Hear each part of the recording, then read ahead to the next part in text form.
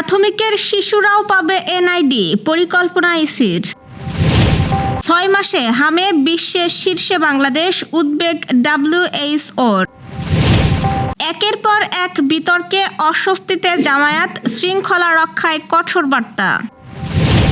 খাল পুনর্খনন শেষে উদ্বৃত্ত 34 লাখ টাকা সরকারি কোষাগারে ফেরত দিল কচুয়া উপজেলা প্রশাসন। মাগুরায় স্ত্রী সন্তানকে বাঁচাতে গিয়ে বিদ্যুৎস্পৃষ্টে প্রাণ গেল যুবকের।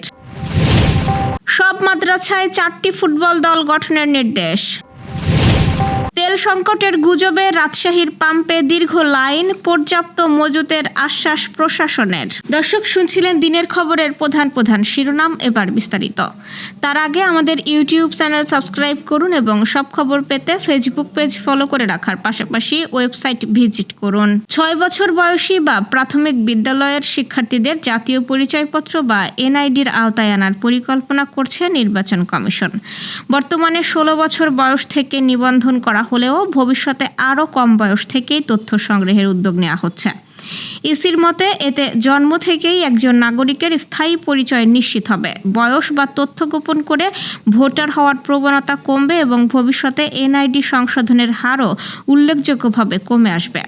পরিকল্পনা অনুযায়ী শিশুদের প্রাথমিক তথ্য সংরক্ষণ করা হবে, পরে প্রতি 15 বছর পর পর ছবি ও বায়োমেট্রিক তথ্য হালনাগাদ করা হবে, আর 18 বছর পূর্ণ হলেই তারা স্বয়ংক্রিয়ভাবে ভোটার তালিকায় অন্তর্ভুক্ত হবে। তবে নির্বাচন কমিশন জানিয়েছে এটি এখনও প্রাথমিক পর্যায়ের পরিকল্পনা, চূড়ান্ত সিদ্ধান্ত হয়নি। বিশেষজ্ঞরা বলছেন প্রয়োজনীয় প্রস্তুতি ও ধাপে ধাপে বাস্তবায়ন করা গেলে এই উদ্যোগ দেশের নাগরিক পরিচয় ব্যবস্থাকে আরও আধুনিক, নির্ভুল ও সেবাবান্ধব করে তুলবে। গত 6 মাসে হাম সংক্রমণে বিশ্বে সবচেয়ে বেশি রোগী শনাক্ত হয়েছে বাংলাদেশে। বিশ্ব স্বাস্থ্য সংস্থার তথ্য অনুযায়ী গত বছরের ডিসেম্বর থেকে চলতি বছরের মে পর্যন্ত দেশে 42,174 জন হাম বা হামের উপসর্গের রোগী শনাক্ত হয়েছে। এ তালিকায় দ্বিতীয় অবস্থানে রয়েছে ভারত।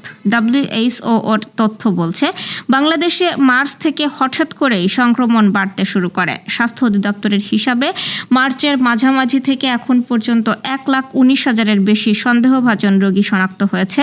এর মধ্যে প্রায় 15,000-এর হাম নিশ্চিত হয়েছে। হাম ও হামের উপসর্গ নিয়ে শত শত শিশু মৃত্যুর তথ্য উদ্বেগ বাড়িয়েছে। জনস্বাস্থ্য বিশেষজ্ঞদের মতে নিয়মিত টিকাদানের হার কমে যাওয়া এবং বিশেষ টিকাদান কর্মসূচি বন্ধ থাকায় সংক্রমণ বেড়েছে। ডাব্লিউএইচওর তথ্য অনুযায়ী আক্রান্ত শিশুদের বড় একটি অংশ হামের কোনো টিকাই পায়নি। বিশেষজ্ঞরা দ্রুত টিকাদান কার্যক্রম জোরদার এবং সচেতনতা বাড়ানোর ওপর গুরুত্ব দিয়েছেন। নেতাদের একের পর এক বিতর্কিত কর্মকাণ্ডে নতুন করে অস্বস্তিতে পড়েছে জামায়াত ইসলামী। সর্বশেষ সাতক্ষীরা 4 আসনের সংসদ সদস্য গাজী নজরুল ইসলামের সঙ্গে এক নারীর অন্তরঙ্গ মুহূর্তের ভিডিও সামাজিক যোগাযোগ মাধ্যমে ছড়িয়ে পড়ার পর বিষয়টি নিয়ে ব্যাপক আলোচনা শুরু হয়েছে। জামায়াতের পক্ষ থেকে জানানো হয়েছে ঘটনার প্রকৃত তথ্য উপাত্ত সংগ্রহ করে সাংগঠনিক নিয়ম অনুযায়ী প্রয়োজনীয় ব্যবস্থা নেওয়া হবে। এদিকে গাজী নজরুল ইসলাম দাবি করেছেন ভিডিওতে থাকা নারী তার দ্বিতীয় স্ত্রী এবং বিষয়টি দলীয়ভাবে যাচাই করা হচ্ছে। এই ঘটনার পাশাপাশি সাম্প্রতিক সময়ে সাংবাদিকদের ওপর হামলা, বিতর্কিত বক্তব্য, বিদ্রোহী প্রার্থী, জনপ্রতিনিধিদের বিভিন্ন মন্তব্য ও স্থানীয় পর্যায়ে শৃঙ্খলা ভঙ্গের অভিযোগ নিয়েও সমালোচনার মুখে পড়েছে দলটি। এসব ঘটনায় কয়েকজন নেতাকর্মীর বিরুদ্ধে বহিষ্কার সহ সাংগঠনিক ব্যবস্থাও নেওয়া হয়েছে। জামায়াতের কেন্দ্রীয় নেতারা বলছেন দলীয় শৃঙ্খলা ও আদর্শের সঙ্গে সাংঘর্ষিক কোনো কর্মকাণ্ড বরদাস্ত করা হবে না। প্রয়োজনে কঠোর সাংগঠনিক ব্যবস্থা নেওয়া হবে এবং ব্যক্তিগত স্বার্থের চেয়ে দলীয় আদর্শকেই সর্বোচ্চ গুরুত্ব দেওয়া হবে। বাগেরহাটের কচুয়া উপজেলা প্রশাসন উন্নয়ন কাজ শেষ করে 34,38,299 টাকা সরকারি কোষাগারে ফেরত দিয়ে অনন্য দৃষ্টান্ত স্থাপন করেছে। গোপালপুর ও মঘিয়া ইউনিয়নের 2টি খাল পুনর্খনন প্রকল্পে 77 লাখ টাকার বেশি বরাদ্দ থাকলেও স্বচ্ছতা ও ব্যয় নিয়ন্ত্রণের মাধ্যমে কাজ সম্পন্ন হয় প্রায় 43 লাখ টাকায়। ফলে উদ্বৃত্ত অর্থ সরকারকে ফেরত দেওয়া হয়। প্রকল্পের আওতায় 2 কিলোমিটার খাল পুনর্খনন, 800টি গাছের চারা রোপণ এবং পাইপ, কালভার্ট ও কাঠের সেতু নির্মাণ করা হয়েছে। উপজেলা প্রশাসনের দাবি, সততা, সুশাসন ও কঠোর তদারকির ফলেই সরকারি অর্থ সাশ্রয় সম্ভব হয়েছে। স্থানীয়দের মতে এই উদ্যোগ কৃষি ও পানি নিষ্কাশন ব্যবস্থার উন্নয়নের পাশাপাশি সরকারি অর্থ ব্যবহারে স্বচ্ছতার উজ্জ্বল উদাহরণ। মাগুরার শালিখায় বিদ্যুতায়িত স্ত্রী ও 1.5 বছরের শিশু সন্তানকে বাঁচাতে গিয়ে অপূর্ব বিশ্বাস নামে এক যুবকের মৃত্যু হয়েছে। আজ ভোরে উপজেলার আরপাড়া ইউনিয়নের পুকুরিয়া গ্রামে এই ঘটনা ঘটে। অপূর্বর স্ত্রী দীপা বিশ্বাস 1.5 বছরের শিশু সন্তানকে কোলে নিয়ে বাড়ির ওপর দিয়ে যাওয়া একটি জিআই তারে কাপড় শুকাতে যান। এ সময় তারটি বিদ্যুতায়িত থাকায় তিনি শিশুসহ বিদ্যুতায়িত হয়ে ছিটকে পড়েন। স্ত্রীর চিৎকার শুনে ঘুম থেকে উঠে ছুটে আসেন অপূর্ব বিশ্বাস। স্ত্রী ও সন্তানকে উদ্ধার করতে গিয়ে তিনিও বিদ্যুতায়িত তারের সংস্পর্শে এসে গুরুতর আহত হন। পরে পরিবারের সদস্যরা তাকে উদ্ধার করে উপজেলা স্বাস্থ্য কমপ্লেক্সে নিয়ে গেলে কর্তব্যরত চিকিৎসক তাকে মৃত ঘোষণা করেন। স্থানীয়রা জানান, অপূর্ব বিশ্বাস পরিবারের একমাত্র উপার্জনক্ষম ব্যক্তি ছিলেন। তার আকস্মিক মৃত্যুতে পরিবারের শোকের ছায়া নেমে এসেছে। Prime Minister's Gold Cup football tournament 2026 জমকালোভাবে আয়োজনের লক্ষ্যে দেশের প্রতিটি মাদ্রাসায় 4টি করে ফুটবল দল গঠনে কড়া নির্দেশনা দিয়েছে বাংলাদেশ মাদ্রাসা শিক্ষা বোর্ড।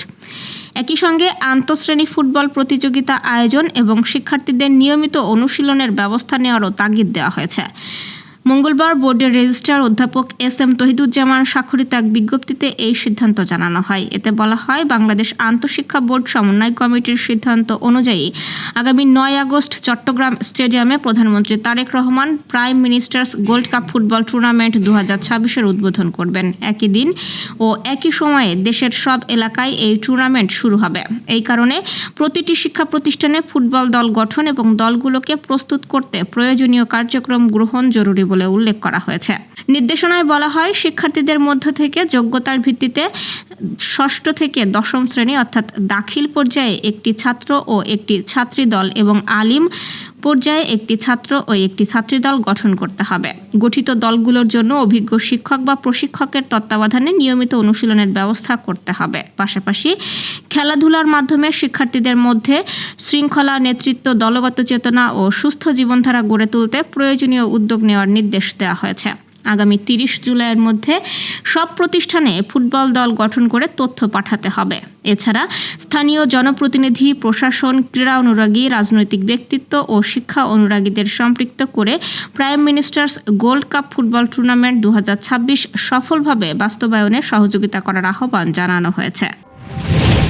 সামাজিক যোগাযোগ মাধ্যমে জ্বালানি তেলের সংকটের গুজব ছড়িয়ে পড়ায় রাজশাহীর বিভিন্ন ফিলিং স্টেশনে মোটরসাইকেল ও ব্যক্তিগত গাড়ির দীর্ঘ লাইন দেখা যায়। অতিরিক্ত চাহিদা সামাল দিতে কিছু পাম্পে নির্দিষ্ট পরিমাণের বেশি তেল বিক্রি সাময়িকভাবে সীমিত করা হয়েছে।